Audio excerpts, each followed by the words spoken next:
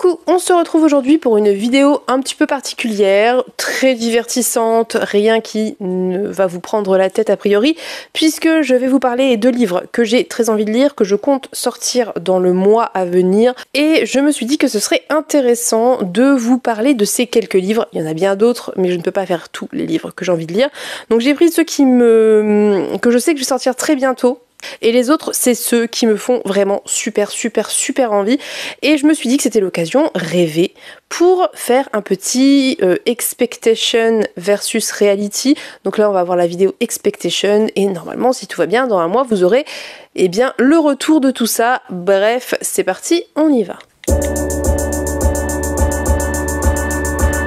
Je vous ai préparé une liste de 7 livres, il y en avait encore une fois beaucoup d'autres. Si jamais vous aimez ce concept, je le referai avec grand plaisir, mais je vais me contenter pour cette fois-ci de ces 7 livres, puisque l'objectif c'est que la vidéo soit suffisamment courte. Bref, on va essayer d'être assez clair, précis, concis. Je n'ai pas sorti les livres parce que j'avais la flemme et que j'en ai marre de brasser du bazar à longueur de temps.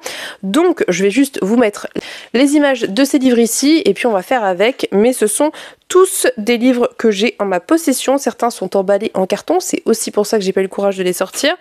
Mais bref, donc on y va avec le premier livre. Je vais commencer en vous parlant des livres que je suis sûre de sortir très bientôt. Il y en a 2 et c'est sûr et c'est prévu et ça doit se faire. Le premier, c'est La maison au milieu de la mer céruléenne, que je vais lire en anglais, que j'ai en anglais tout simplement, donc de T.J. Klune, qui est donc l'histoire. Alors je vais vous faire les résumés de ce que je me rappelle des bouquins, autant vous dire que parfois pas grand chose. Là je sais qu'on va suivre un homme qui s'occupe de visiter des orphelinats pour enfants particuliers, enfants avec des pouvoirs, et qui sont mis dans ces, je sais pas si c'est des orphelinats, plutôt des instituts, qui sont mis là pour protéger les autres gens de ces enfants qui ne maîtrisent peut-être pas très bien leur pouvoir. J'avais lu un chapitre à l'époque, je vous avoue que c'est flou, donc je vais recommencer à zéro. Toujours est-il que j'ai très envie de le lire, c'est ma prochaine lecture en anglais, d'ailleurs je pense que je vais l'attaquer là très prochainement, voire même aujourd'hui pour tout vous dire, donc vous aurez un retour a priori très bientôt. Alors, concernant mes attentes, ce que j'espère de ce livre, c'est avoir quelque chose de très feel good, de très mignon. Je sais qu'il y a une romance entre hommes, j'espère qu'elle va être slow burn, qu'elle va être vraiment dans plus la construction de cette relation que dans voir ce qui se passe ensuite entre eux. C'est un petit peu ce que j'attends, parce que c'est toujours un petit peu ce qui est mignon quand les gens se découvrent des sentiments et essaient de les communiquer, donc c'est un petit peu ce que j'attends de ce côté-là. Je m'attends aussi à avoir un fort côté found family, ça c'est une attente qui découle purement de ce que j'ai pu lire de l'auteur et de ce que j'ai pu lire des gens qui ont lu cet auteur, donc je m'attends à une found family d'une façon ou d'une autre, donc quelque chose de très réconfortant qui démarre pas très bien, parce que dans mon souvenir ça démarrait quand même, le personnage principal était assez déprimé, et qui va vers un mieux. Donc vraiment j'ai des attentes feel good pour ce bouquin, c'est-à-dire qui me fasse du bien, c'est ce que j'en attends principalement. Petite attente un peu annexe, je m'attends à un récit engagé dans le sens où je m'attends évidemment à des représentations, de la diversité dans les personnages, et c'est quelque chose pour moi qui est engagé de faire ça, donc j'espère que ça sera le cas. Outre le couple gay, j'espère qu'il y aura plus que ça, mais nous verrons bien, je ne sais pas trop. Concernant la note que j'aimerais que je pense lui donner, en tout cas à l'heure actuelle, je pense que pour moi ça sera genre un 3,5, quelque chose comme ça.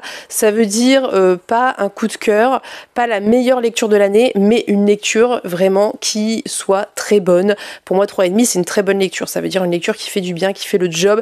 Donc j'ai pas des attentes trop hautes, vous le constaterez, et j'espère évidemment que ma lecture va dépasser ces attentes, mais à minima les satisfaire. Deuxième livre que je compte lire très bientôt, sans aucun doute, parce que depuis que je l'ai, je me retiens de le lire, c'est So This Is Ever After de L.F. Lukens, quelque chose Lukens, bref, je vous en ai déjà parlé, j'en ai parlé récemment, donc je me souviens très bien du résumé, puisque là on suit un élu qui a réalisé la prophétie, et le bouquin c'est l'après-réalisation de la prophétie, puisque dans le premier chapitre, il tue le grand méchant. Et ensuite, voilà, c'est le résumé pour moi de ce bouquin, peut-être que j'oublie plein de trucs et qu'il y a plein de choses que j'ignore, et tant mieux. Ce que j'attends de ce livre, en vrai, c'est encore une fois très simple. J'attends quelque chose qui soit très drôle, très léger, peut-être de l'humour noir, ça m'irait bien aussi, peut-être un peu de... je m'attends à quelque chose où finalement il ne se passe pas forcément grand-chose parce que on est dans l'après-prophétie et que même si les personnages se débattent pour essayer de trouver l'héritier ou l'héritière ou je ne sais plus quoi, que finalement ça soit assez lent et qu'il y ait une belle part à cette romance gay que j'attends avec grand intérêt. A priori, on est sur une romance d'amis qui deviennent amoureux, donc vraiment quelque chose qui soit dans encore une fois un petit peu comme dans La Maison au milieu de la mer cérulienne, hein, quelque chose d'assez slow burn où les personnages découvrent ces sentiments qui ont peut-être évolué entre eux ou que l'on va voir évoluer, je ne sais pas. Je m'attends aussi à de très belles amitiés, de très beaux liens entre les personnages, avec des personnages qui sont tous assez différents. De mémoire du premier chapitre de ce que je me souviens de ce premier chapitre, c'était ça, hein. On était sur des personnages qui étaient très différents et vraiment ce côté found family et qui soit assez réconfortante, qui soit assez douce, et je mise beaucoup sur le côté humoristique. J'espère que ça va me faire à minima sourire, que ça va être quelque chose qui va être assez léger tout en traitant de thématiques peut-être assez importantes. À voir comment ça sera traité. J'ai espoir aussi que la quête principale qui se dessinait dans le premier chapitre, à savoir trouver l'héritier ou l'héritière du trône, puisque notre élu ne voulait pas de ce trône, soit un fil rouge au long du récit et que ça existe quand même. Concernant la note, honnêtement, j'ai de très très grandes attentes pour ce bouquin. J'aimerais que ça soit à minima un 4 sur 5, ça veut dire une excellente lecture. Pas un coup de cœur, mais une excellente lecture. Ce genre de lecture, vraiment, où vous avez peu de choses à redire et surtout pas des choses importantes, plus des questions de goût personnel que des véritables problèmes dans le texte, et que ça me fasse passer un excellent moment, que ça soit une lecture que j'ai envie de recommander à un public young adult, et ça pour moi c'est quelque chose de très important, donc je veux que ça soit au moins un 4 étoiles, ça veut dire vraiment, ouais voilà, une excellente lecture. La troisième lecture, c'est une lecture que je dois faire très très prochainement, puisque c'était une LC, sauf que la LC a commencé quand j'étais à Paris il y a une semaine maintenant, 10 jours, et que j'avais pas le livre avec moi, et puis en fait au final comme Julia a plus ou moins abandonné je crois le bouquin ou mis en pause et que j'ai pas trop eu de retour de Pénélope, je me suis pas précipitée dessus quand je suis rentrée, mais j'aimerais quand même l'attaquer bientôt et vous en reparler bientôt. Et c'est Psyché et Eros de Luna McNamara, j'ai même pas écrit encore une fois les noms des autoristes, comme toujours, booktubeuse en carton, je crois que c'est Luna McNamara. C'est un livre que je m'étais offert à sa sortie parce que je le trouvais très beau d'une part, mais aussi parce que j'avais de très grandes attentes par rapport à ce bouquin, puisque c'est une réécriture d'un mythe qui n'est pas forcément le plus connu, celui qu'on voit le plus, celui de Psyché et Eros. Je vous avoue que j'ai un souvenir un peu vague de ce mythe, je vais vous dire ce que je m'en rappelle. En gros, on suit Psyché qui est une jeune femme humaine extrêmement belle, et je crois qu'Aphrodite est jalouse d'elle et va demander à son fils Eros de la faire disparaître ou de la faire tomber amoureuse de quelqu'un de très laid ou je ne sais plus très bien qu'est-ce qu'elle lui demande, mais en gros de s'en débarrasser parce qu'elle est jalouse.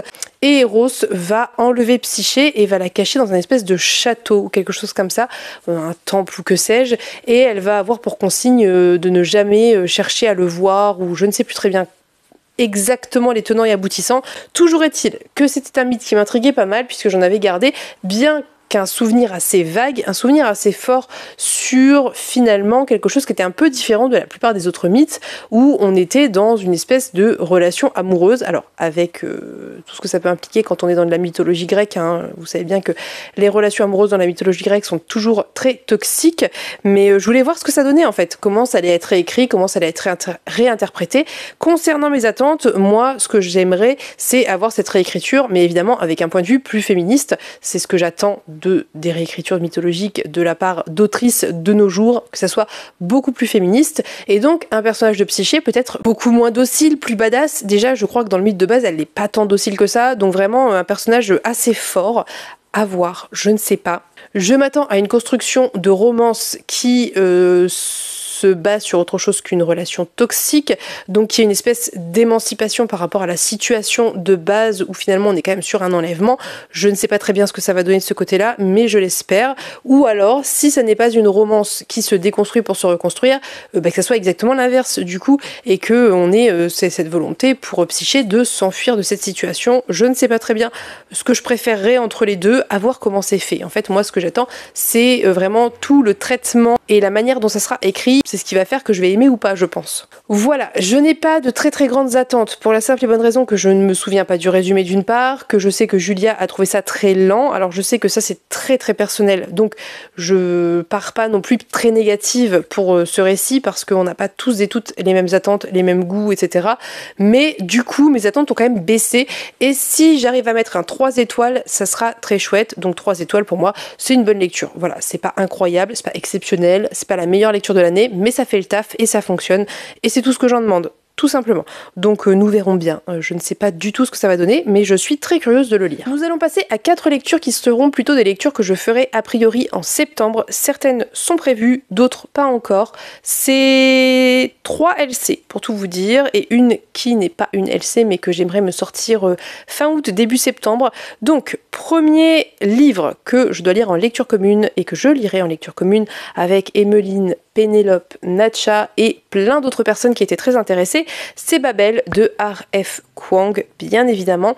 Donc Babel, de mémoire et avec tous les retours que j'ai pu voir passer sur ce livre, c'est un personnage, un jeune garçon orphelin chinois qui est plus ou moins adopté par un Anglais qui le ramène à Londres et en fait il va être utilisé pour traduire des récits, des textes et donc il y a tout un travail autour du colonialisme, de l'appropriation culturelle, de la traduction et voilà, toutes ces choses-là. Donc évidemment, mes attentes sont assez élevées. Je m'attends à un récit très engagé, je m'attends à un récit très politique, je m'attends à un récit avec pas forcément beaucoup de magie, mais vraiment ce côté très très dénonciateur et je m'attends à des personnages très gris, très creusés, très fouillés. Je m'attends à un espèce de cynisme dans la plume, d'humour noir peut-être, je l'espère, un petit peu comme on avait dans Yellowface, à voir, je ne sais pas du tout. Je m'attends aussi à un récit qui soit assez lent, vraiment dans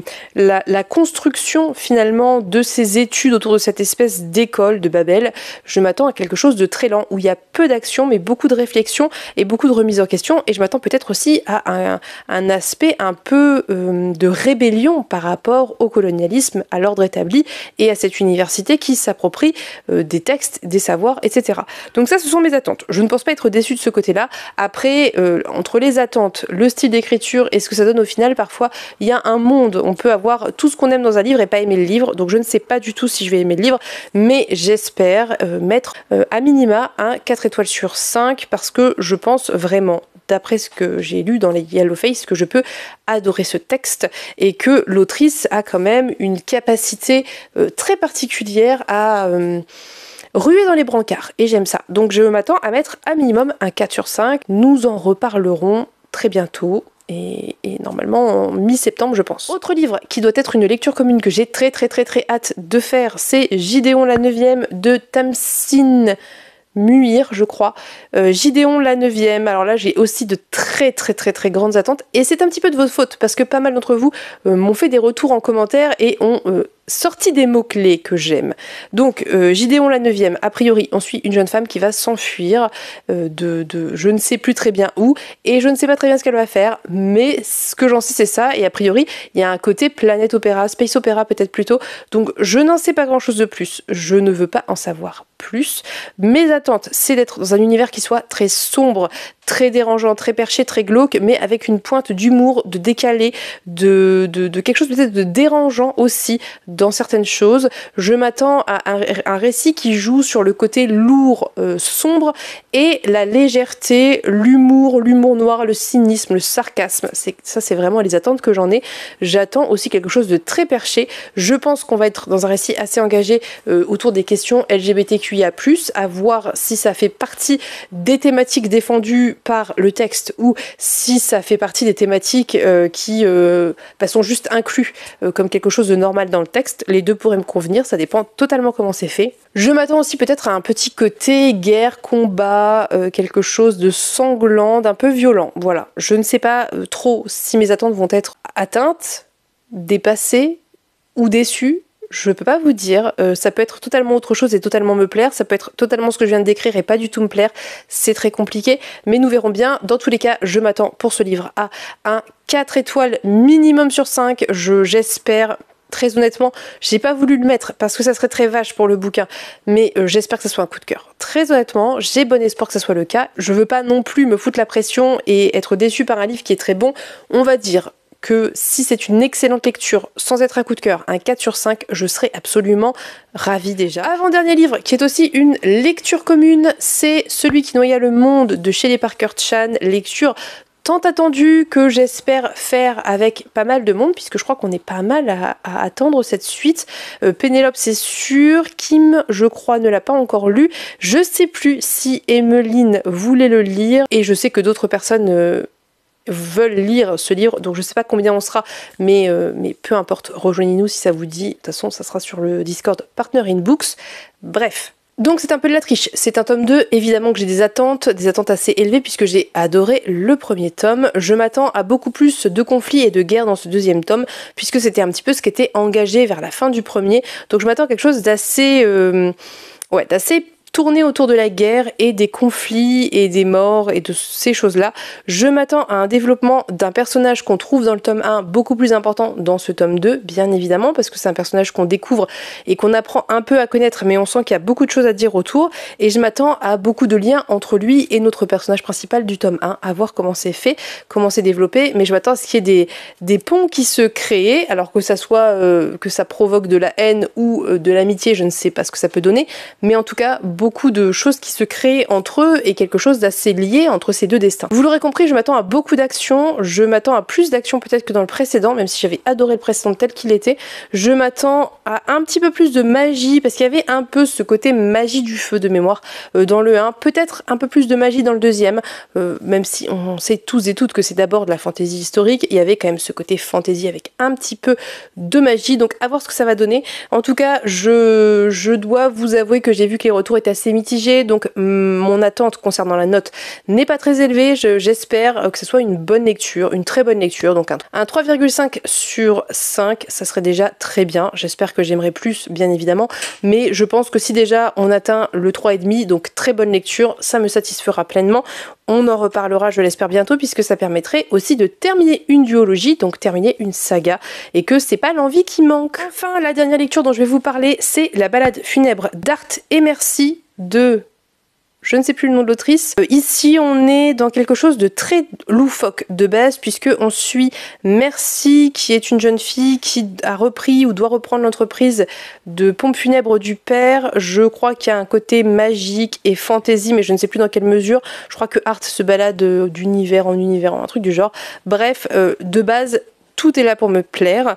Je sais qu'il va y avoir une romance entre ces deux personnages qui ne peuvent pas se piffrer, donc je m'attends à un Rivals to Lovers de qualité, réussi, avec des petits conflits, des petites disputes entre eux, mais gentilles, hein, pas un truc violent et méchant.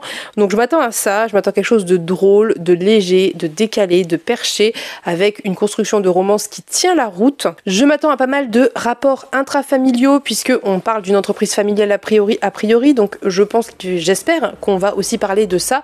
J'ai pas beaucoup plus d'attentes. Ma principale attente, c'est de trouver ça drôle et décalé, c'est que l'univers me plaise. La romance, j'espère qu'elle sera évidemment pas toxique et positive et tout, mais je suis pas trop inquiète. En revanche, je pense que ce que j'aimerais le plus, c'est vraiment être dans un univers totalement perché, décalé, loufoque, et j'espère que cet aspect-là sera développé, puisque c'est vraiment un des côtés qui fait que j'ai voulu acheter ce bouquin à l'origine plus que la romance. Donc, si j'arrive à un 3,5 sur 5, je serai très contente, ça serait une très bonne lecture et c'est ce que j'en attends au minimum, avec l'espoir, comme toujours, d'avoir un coup de cœur inattendu, mais nous verrons bien. Je peux franchement pas le garantir à l'heure actuelle, parce que le côté romance, c'est toujours un peu pile ou face, hein. Ça veut dire que ça peut être génial, comme je peux totalement détester, mais j'espère bien que je vais aimer. Nous verrons ça, nous en reparlerons. En plus, je pense que vraiment, ça peut être une lecture qui se fait super rapidement, super bien, et qui peut être très divertissante. Et c'est ça aussi que j'attends de ce bouquin, qu'il me divertisse. Voilà, vous savez tout pour les livres que je vais lire dans le mois à venir. venir et les attentes que j'en ai. Nous verrons bien dans la vidéo réalité ce que ça aura donné. J'essaierai, pour rendre le format un petit peu plus dynamique, de le faire sous format vlog et de vous prendre à la fin de chaque livre pour vous donner un avis à vif, quitte à la fin de la vidéo à vous faire un avis a posteriori avec un petit peu plus de temps qui s'est écoulé et faire un classement de ces lectures. Mais nous verrons, dites-moi en commentaire ce que vous préférez. Est-ce que vous préférez la deuxième vidéo où je vous reparle de ces lectures en face cam de cette façon-là, ou sous format vlog avec un petit point à la fin de chacune des lectures? Est-ce que vous voulez un classement? Je ne sais pas, dites-moi ça en commentaire. Je serais très curieuse d'avoir votre avis. Voilà, je vais maintenant vous laisser. Je vous souhaite à tous et toutes une très belle journée. Je vous fais de très gros bisous et on se dit à bientôt pour une prochaine vidéo. Bye bye!